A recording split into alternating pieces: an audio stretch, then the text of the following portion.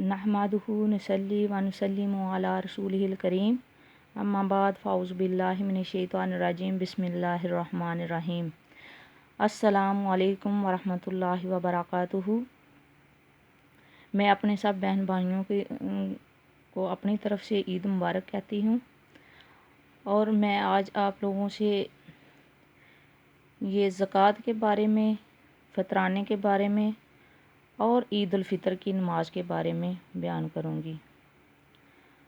पहले नंबर पे तो आप लोगों को मैं बताना चाहती हूँ कि ज़कात जो है, ज़कात हम लोगों पे जो साहिब निसाब हैं, जिनके पास एक मिसाल के तौर पे आज की तारीख़ पहली रमज़ान कर लें कि मेरे पास एक 100 रुपया है और वो सारा साल मेरे पास उसी तरह पड़ा रहा कि मैंने उस 100 रुपये को कहीं भी खर्च नहीं किया और दूसरे साल की रमज़ान की पहली तारीख़ आ गई और जब रमज़ान की पहली तारीख़ आ गई है तो उस पे ज़कात वाजिब है, यानी ज़कात उसमें से देनी वाजिब है। मिसाल के तौर पे एक 100 रुपये पे 2.5 रुपये जो हैं वो ज़कात फ़र्ज है, यानी 100 रुपये में 2.5 रुपये निकालने हैं। अगर आप लोगों के पास 1000 रुपये है तो हर 100 पे के बदले में 2.5 रुपये निकालें तो कितने बनते हैं,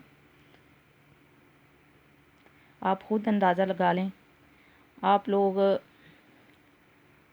जिनके पास इसी तरह ज़्यादा से ज़्यादा रकम है तो वो उसी हिसाब से अपनी ज़कात निकालें। और उसके अलावा जो ज़ेवर हैं लोगों के पास, सोना है, चांदी है, इस तरह के, तो वो ज़ेवर जो हैं अगर आप लोग इस्तेमाल कर रहे हैं तो कोई हर्ज नहीं। अगर आप लोगों के पास वैसे ही पड़े हैं, उनको कहीं पे इस्तेमाल नहीं कर रहे, तो उन पे ज़कात वाजिब है। और ज़कात जो है वो देने से माल पाक साफ़ हो जाता है। ज़कात दे दें तो वो बर्बाद नहीं होता, उसमें से मैल कचैल निकल चुकी होती है।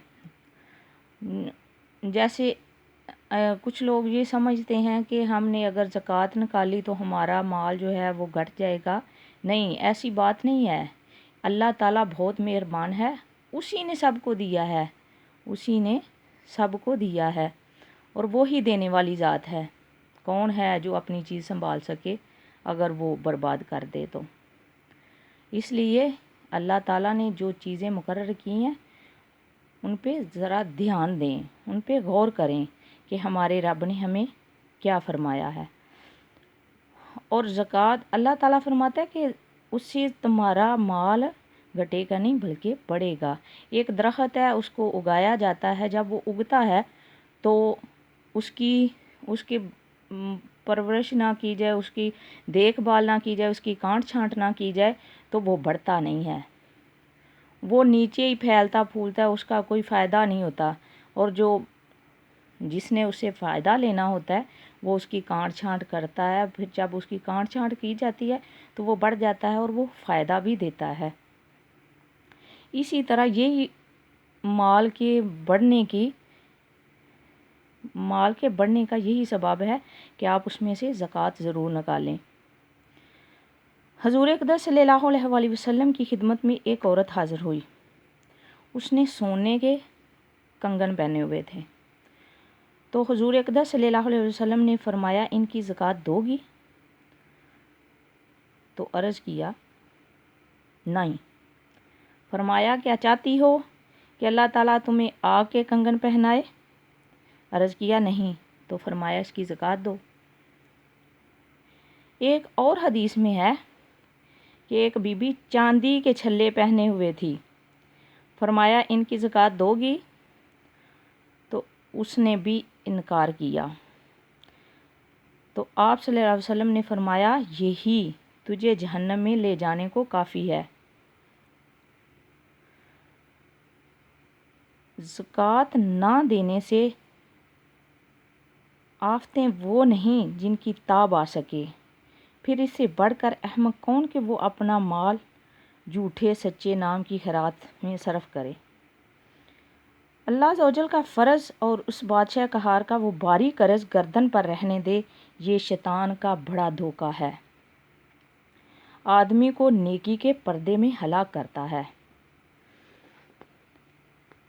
اسی لیے میں آپ لوگوں سے یہی گزارش کروں گی کہ آپ لوگوں کے پاس اگر ایک سال ایک چیز پڑی ہوئی ہے، میں نے آپ کو پیسے کا تو بتا دیا، سونے اور چاندی کا بھی بتا دیتی ہوں کہ سونا جو ہے اس کا نصاب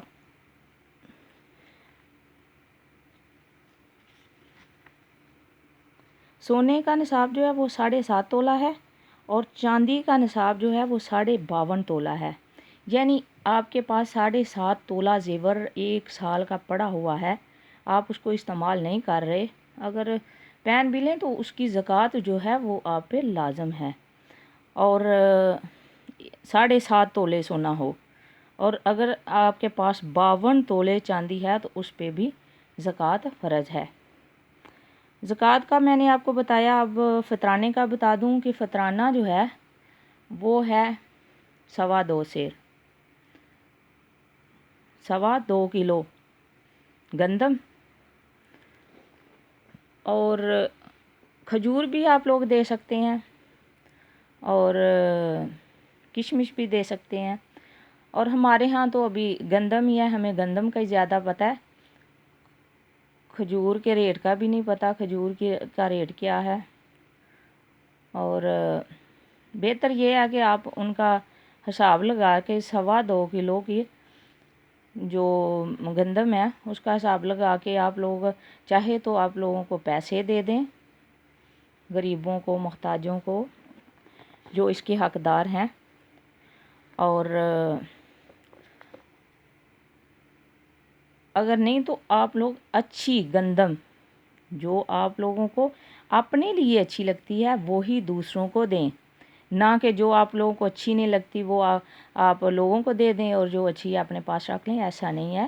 اللہ تعالیٰ فرماتے ہیں کہ جو مجھے اچھا قرض دے گا میں بھی اسے اچھا ہی دوں گا، اور اللہ تعالیٰ کے لیے آپ لوگوں نے اللہ تعالیٰ کے حکم کی فرما برداری کرتے ہوئے یہ کام کرنا ہے تو اللہ تعالیٰ انشاءاللہ اس کا اچھا ہی صلہ دے گا۔ اب آ جاتے ہیں عید الفطر کی نماز کی طرف۔ تو بہت سارے لوگ ہیں جن کو نماز پڑھنے کا طریقہ بھی نہیں آتا، تو میں آپ لوگوں کو نماز پڑھنے کا، عید الفطر کی نماز پڑھنے کا طریقہ بتا دیتی ہوں۔ نماز اس طرح پڑھنی ہے، 2 رکعت نماز عید الفطر، 7 زائد 6 تکبیروں کے، بندگی اللہ تعالیٰ کی، منہ طرف کعبہ شریف کے، اللہ اکبر نیت کرنی ہے اس کی ایسے۔ اور جب آپ لوگوں نے سبحانک اللہم پڑھ لینا ہے، اللہ اکبر تو کرتے ہیں جیسے دوسری نماز پڑھتے ہیں، اسی طرح یہ بھی نماز جو ہے